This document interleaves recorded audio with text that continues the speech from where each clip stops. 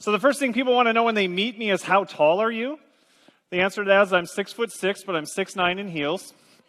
And one of the problems with growing up tall and growing up poor, I grew up in a trailer park in Milwaukee, Wisconsin. So when you grow up tall, my trailer park people out there, you heard that. It's no fair to do that to my Wisconsin people, but it's fun. When you grow up tall and you grow up poor, you grow up faster than your family's ability to get you pants, right? So I always had high water pants or floods. My pants never made it all the way down to the floor. And my mom knew that. She knew I got teased at school. She didn't want me to feel bad. She told me they were capri pants and they were coming back in style. That turned out to be a lie. I'm 6'6". My wife of 22 years is 5'3".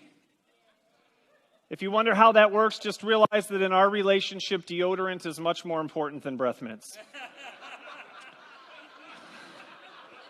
Notice how that took some people longer than others, right? Like some people got that straight out of the gate. Other people needed a moment to work that through, do a little humor math.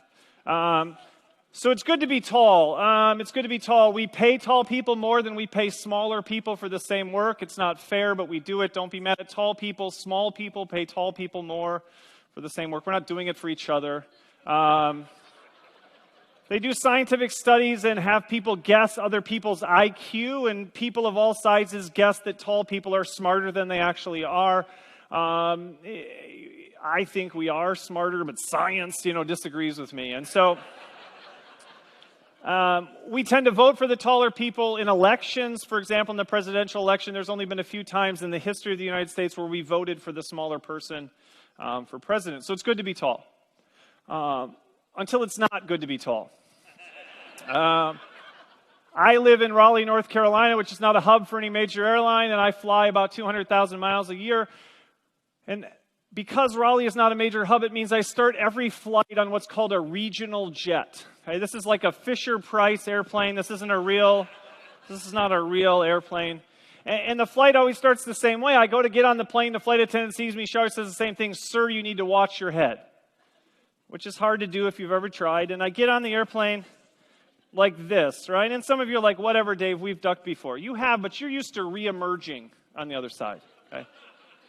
I don't get to re-emerge. I just shuffle like a hobbit back to my seat. But I fly a lot, so I get the first class upgrade, I get the exit row, I get the economy comfort seat, whatever. I'm fine once I sit down. But sooner or later, when you fly a lot, you got to go to the bathroom. And if you don't fit in the middle of the plane, that's the pinnacle, that's the peak. You certainly don't fit on the side of the plane where they put these bathrooms. And some people have accused me of exaggeration, which is why I took the liberty of an airplane bathroom selfie.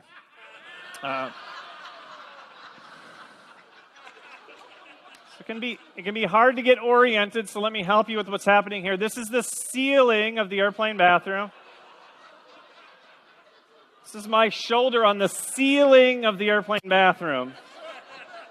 And it's not even the top, it's the side of my shoulder on the ceiling of the airplane bathroom. Brian didn't say it in the introduction because he knew you wouldn't get it, but he walked up to me and he goes, "Dave, every time I'm in an airplane bathroom now, I think about you." And that's because of this next story. So what happens is I get in the bathroom and I close the door behind me because I can't turn around to do it, and I try to latch it, but I can't be sure. Maybe someone will come for a visit. And so I'm here and the toilet's over there. I have things that need to go in the toilet. And so I need to get closer. And so the obvious move is to get closer, but the ceiling goes like this. And so as I try to move closer, it just pushes my face closer and closer, closer and closer to the toilet. That's not what I'm looking for. So I've developed something I call the limbo yoga approach. What I do is I press my face into the ceiling, and then I try to form my upper body to the shape of the side of the airplane. It's just matching that shape, which allows me to then move my lower body in and rotate. Now, the problem is there's not a lot of visual information now about what's about to happen, but I'm a problem solver. And so there's a mirror in every bathroom, and so I thought if I can get a reflection, if I can get sort of a sense, it's like triangulation. This is basic science. This is GPS. This is what this is. But as I was looking down, I'm looking in the mirror, I realized, wait a second, there's a sink right there. Yeah. That is a whole lot higher and a whole lot closer. That seems custom designed for what needs to happen next. That's the tall man's urinal is what that is. That's ergonomically designed for my comfort is what that's just what happened there. Now, some of you will be traveling home by bus now, right? Like, I'm not. Now I have to buy an RV like John Madden and travel around the country by ground.